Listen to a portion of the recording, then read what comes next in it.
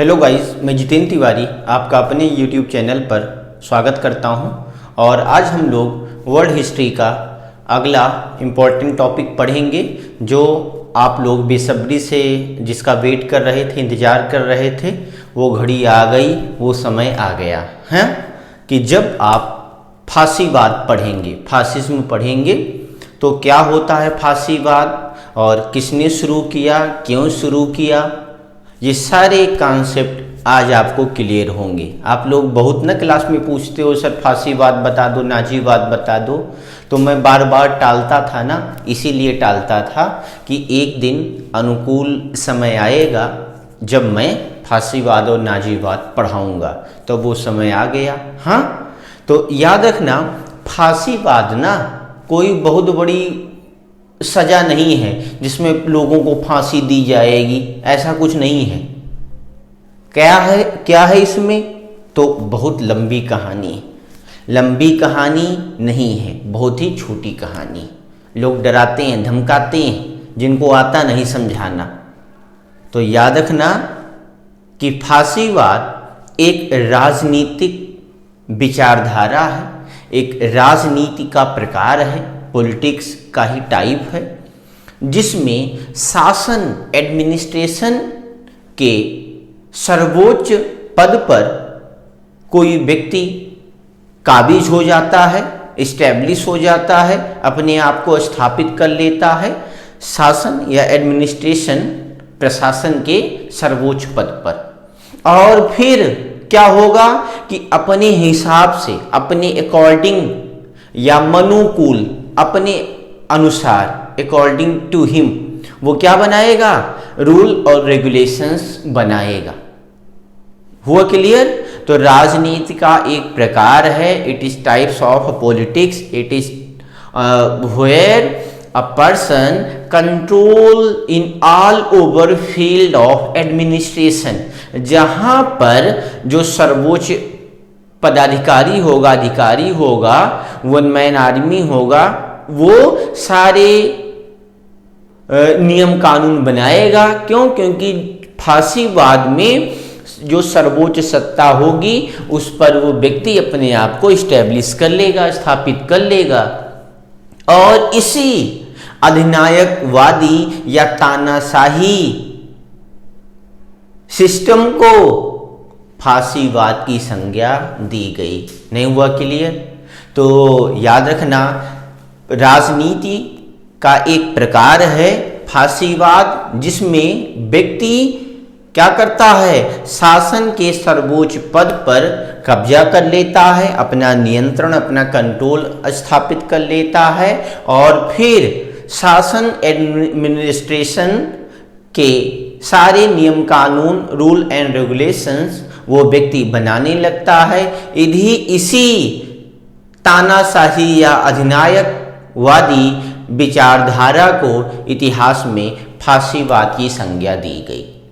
हुआ क्लियर? ये फांसीवाद या फासिज्म का उदय कहाँ से होता है? इटली से होता है। याद रखना, इटली से होता है। तो हुआ क्लियर ना कॉन्सेप्ट? फांसीवाद समझ गए? या दूसरे शब्दों में हम कहें तो ऐसे समझें, फर्स्ट वर्ल्ड वार हमने पढ़ा दिया है ना, फर्स्ट वर्ल्ड वार, प्रथम विश्व युद्ध पढ़ा दिया है। नहीं पढ़ा होगा तो कम समझ में आएगा भाई, समझ में आएगा लेकिन कम समझ में आएगा। तो फर्स्ट वर्ल्ड वार, प्रथम विश्व युद्ध 1914 से 18 तक हुआ, 1914 से लेकर 1918 तक हुआ। तो प्रथम विश्व युद्ध के बाद इटली में जो आंतरिक गुणात्मक वृद्धि हुई, मतलब इंटरनल जो क्वालिटीज इंप्रूव हुई लोगों के अंदर, उसी कॉन्सेप्ट को, उसी विचारधारा को फांसीवाद के नाम से जाना जाता है। नहीं हुआ क्लियर? तो प्रथम विश्व युद्ध के बाद 1918 के बाद इटली में जो आंतरिक गुणात्मक परिवर्तन हुए, इंटरनल जो क्वालिटीज में चेंजेस आई, वही क्या कहलाई? वही आइडियोलॉजी, वही फिलॉसफी फांसीवाद या फासिज्म कहलाई। नहीं, अब पूरी कहानी आप समझेंगे कि कैसे धुरी राष्ट्र को छोड़कर मित्र राष्ट्र के सपोर्ट में आ जाता है 1915 में इटली, और फिर इटली को क्या मिला? धोखा। नहीं हुआ क्लियर? तो यही धोखे के बाद जो वहां के लोगों ने तरीका, जो स्ट्रेटजी, रणनीति अपनाई और जिस आइडियोलॉजी या फिलॉसफी के अकॉर्डिंग लोग चले, वही आइडियोलॉजी या फिलॉसफी क्या कहलाई? विचारधारा फासिज्म, फासीवाद कहलाती है। हुआ क्लियर? तो आशा करता हूं आपको समझ में आया होगा। और फासीवाद, फासिज्म, और अब हम फासीवाद से संबंधित सारे इंपॉर्टेंट क्वेश्चंस को समझते हैं, और भी जो कॉन्सेप्ट नहीं समझ में आएंगे ऑटोमेटिकली आपको समझ में आ जाएंगे। ठीक, तो अल्टीमेटली कंक्लूजन यही निकला कि फासीवाद एक विचारधारा है, एक आइडियोलॉजी है, और जो किसकी आइडियोलॉजी होती है? तानाशाही की। हाँ, डिक्टेटरशिप, तानाशाही का ही एक प्रकार माना जाता है ना ये फासीवाद। तो देखिए आप, इटली का फासीवाद, फासिज्म इन इटली। तो पहला प्रश्न क्या है कि फासीवाद का जन्मदाता कौन है? तो who is known as a founder या फादर ऑफ फासिज्म। फासीवाद का जन्मदाता कौन है? तो अगर जन्मदाता का देश पूछ लेना तो फिर आपको इटली लगाना है, और यहाँ क्या पूछ रहा है? जन्मदाता, फाउंडर या फादर ऑफ फासिज्म। तो क्या आंसर हो जाएगा? ऑप्शन क्या है? Bismarck, Napoleon, Benito Mussolini, Mustafa कमाल पाशा। ठीक, तो इन सबको पढ़ चुके हैं पहले ही आप, बिस्मार्क और नेपोलियन, इनका यहाँ से कोई संबंध ही नहीं है। मुस्तफा कमाल पाशा, ये जब तुर्की गणराज्य हम लोग पढ़ेंगे, टर्की ना, तब वहाँ पर समझ में आएगा मुस्तफा कमाल पाशा के बारे में। या आपने सुना होगा खिलाफत मूवमेंट 1919 वाला, 1919 का, तब वहाँ पर आपको मुस्तफा कमाल पाशा से रूबरू या इंटरेक्ट होना पड़ेगा। अभी इनका कोई इस संदर्भ में कोई मतलब नहीं है। तो क्या बचा? Benito Mussolini. तो बेनिटो मुसोलिनी क्या है? ये फासीवाद के जन्मदाता हैं। बेनिटो मुसोलिनी का जन्म 1883 में हुआ था, 1883। कब हुआ था? बेनिटो मुसोलिनी या शॉर्टकट में मुसोलिनी का जन्म 1883 में हुआ था। इनके पिता ना लोहार थे, लोहार जानो ना, लोहार जो वो हंसिया, दराती, कुल्हाड़ी, फावड़ा और कुल्हड़ा और हंसिया, चक्कू, ये सब बनाते हैं ना, ठोंकते पीटते हैं, लोहार। तो लोहार फैमिली से थे, और लेकिन ये अपने पिता की तरह लोहार या पैतृक पारिवारिक फैमिलियर काम या पेशे को अपनाते नहीं हैं। स्वभाव से ही ये भी माओ की तरह, मैंने बताया था ना आपको चाइनीज़ क्रांति में इसके पहले, माओ की तरह क्या थे? बिगड़ैल थे, थोड़ा सा गुस्सैल थे या विद्रोही स्वभाव के थे। तो इन्होंने अपने पिता के पेशे को ना अपना कर स्कूल में अपना दाखिला करवाया, एडमिशन लिया और पढ़ना स्टार्ट किया।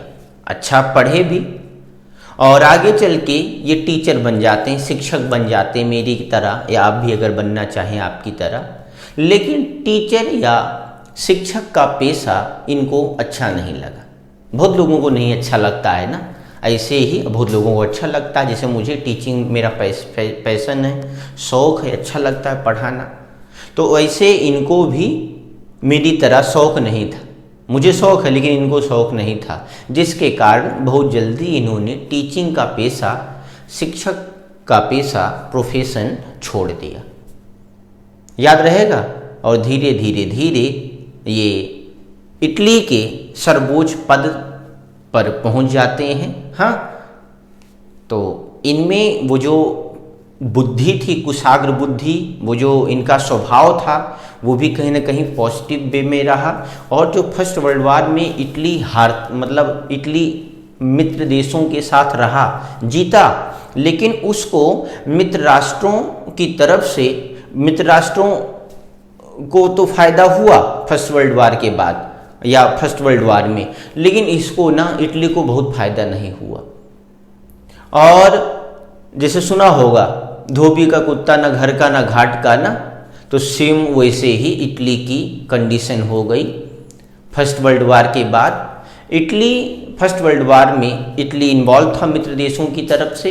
इटली के 5 लाख लोग मारे गए थे और 10 लाख से ज़्यादा घायल हुए थे। कई अरब खरब पाउंड प्रॉपर्टी, संपत्ति या रुपया पैसा, ये सब इसका वेस्ट गया था, व्यर्थ गया था फर्स्ट वर्ल्ड वार में, जिसके कारण इटली में बहुत बड़े पैमाने पर बेरोजगारी आ जाएगी, अनएम्प्लॉयमेंट बढ़ जाएगा, बेगारी बढ़ेगी, मुद्रास्फीति इन्फ्लेशन महंगाई बढ़ने लगेगी, इंपोर्ट एक्सपोर्ट वाला कॉन्सेप्ट जो होता है आयात निर्यात वो एकदम ब्लॉक होने लगेगा। तो इस तरीके से एकदम दुर्गति पर पहुंच जाता है इटली, और इस दुर्गति से, इस पैंडेमिक, इस महामारी या इस बड़ी समस्या से मुसोलिनी इटली को निकाल लेगा। ओके, तो बेनिटो मुसोलिनी को फासिज्म का फादर कहा जाता है, याद रखना। तो बहुत बड़ा रोल है मुसोलिनी का। अगला प्रश्न क्या है? रोम, बर्लिन, टोक्यो धुरी में शामिल देश कौन थे? तो याद रखना, रोम, बर्लिन, टोक्यो धुरी में शामिल देश कौन थे? तो पहले इटली क्या था? मित्र राष्ट्र की तरफ फर्स्ट वर्ल्ड वार में, और फिर ये पलट जाता है, पलटूराम भी कहते हैं इटली को, और ये किधर आ जाता है? धुरी राष्ट्र की तरफ आ जाता है। और इसने एक मोर्चा एक बनाया इंटरनेशनल, अंतर्राष्ट्रीय स्तर पर, इंटरनेशनल लेवल पर, जिसको हम रोम, बर्लिन, टोक्यो के नाम से जानते हैं। तो इटली तो इसमें शामिल है, और कौन कौन शामिल है फाइंड आउट करना है। ऑप्शन इटली, जर्मनी, जापान, उपर्युक्त सभी। तो याद रखना, इटली में ही रोम है। रोम ना इटली की प्राचीन कैपिटल, राजधानी हुआ करती थी, तो रोम का संबंध इटली से। बर्लिन का संबंध किससे? जर्मनी से, जर्मनी का शहर है। टोक्यो का संबंध जापान से। तो रोम, बर्लिन, टोक्यो जो धुरी है वो किससे संबंधित है? संयुक्त रूप से इटली, जर्मनी और जापान धुरी राष्ट्रों से संबंधित है। तो हो गया क्लियर। अगला, फासीवादी विचारधारा के लोग किसका समर्थन करते थे? तो याद रखना, फासीवादी विचारधारा के लोग राष्ट्रवाद का समर्थन करते थे, या राजतंत्र का, कुलीन तंत्र का, कोई नहीं। तो याद रखना, नेशनलिज्म राष्ट्रवाद, राजतंत्र मोनार्की, कुलीन तंत्र क्या होता है? तो सुना होगा एरिस्टोक्रेसी, कुलीन तंत्र, जिसे प्राचीन काल में एथेंस वगैरह में था ना, वहाँ पर उच्च वर्ग के लोग, अमीर लोग, पादरी वगैरह, वो लोग शासन या एडमिनिस्ट्रेशन के सर्वोच्च पद पर बैठते थे, वही नियम कानून बनाते थे। गरीबों को ये शासन में पार्टिसिपेट करने का अधिकार नहीं देते थे कुलीन तंत्र में, जैसे हमारे यहाँ वैदिक व्यवस्था में था। तो याद रखना, मोनार्की और एरिस्टोक्रेसी नहीं होगा, कोई नहीं, ये भी गलत है। तो क्या होगा? राष्ट्रवाद। तो फासिज्म के जरिए बेनिटो मुसोलिनी ने इंग्लैंड में राष्ट्रवाद को पनपा दिया, और यहीं से राष्ट्रवाद फिर तेजी से इसका प्रचार प्रसार होने लगेगा, और लगभग इटली वासियों के अंदर राष्ट्रवाद आ जाएगा। और यही राष्ट्रवाद ने क्या किया? मुसोलिनी को सर्वोच्च सत्ता, इटली की सर्वोच्च सत्ता पर स्थापित किया, और देश और दुनिया के बड़े शख्स या शख्सियतों में मुसोलिनी को शामिल किया। ठीक, और मुसोलिनी ने फिर इटली को फिर तेजी से ताकतवर देशों की कैटेगरी में शामिल किया, नहीं तो वो इटली जो फर्स्ट वर्ल्ड वार के बाद एकदम साइड हो चुका था, धीरे धीरे धीरे ये भी शक्ति का केंद्र बनने लगेगा। आगे, फांसीवादी लोग किस रंग के कपड़े पहनते थे? तो फांसीवादी जो लोग थे तो वो ऑप्शन में सफेद, काला, नीला, लाल, व्हाइट, ब्लैक, ब्लू, रेड। तो याद रखना काला। ब्लैक कमीज पहनते थे, ब्लैक शर्ट पहनते थे, ब्लैक, ठीक ना। अब ये नहीं कि नीचे नहीं पहनते, नीचे भी पहनते थे, लेकिन इनकी कमीज क्या होती थी, इनकी शर्ट क्या होती थी, तो याद रखना है कुर्ता, तो वो काला होता था। ठीक, अभी आगे हम लोग जब नाजीवाद पढ़ेंगे, नाजीवाद का भी पूछा जाता है कि नाजीवाद के लोग किस प्रकार के कपड़े पहनते थे। जैसे आपने सुना होगा एक ऑर्गेनाइजेशन, संगठन था पहले, अभी भी है, जय गुरुदेव। तो पहले ना जय गुरुदेव वाले बोरा पहनते थे, जो बोरा ना होता तो वो बोरा पहनते थे, फिर बाद में फिर खादी कपड़े पहनने लगे, ऐसे ऐसे। तो याद रखना है, ये भूलना नहीं आपको।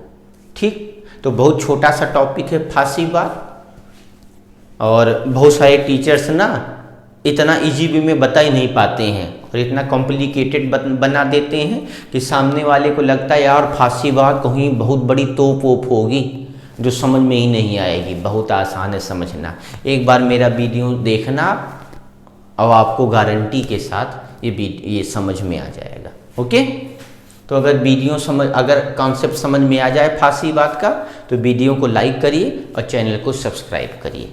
अगली क्लास में हम लोग नाजीवाद पढ़ेंगे, जर्मनी का। नोट कर लें सारा।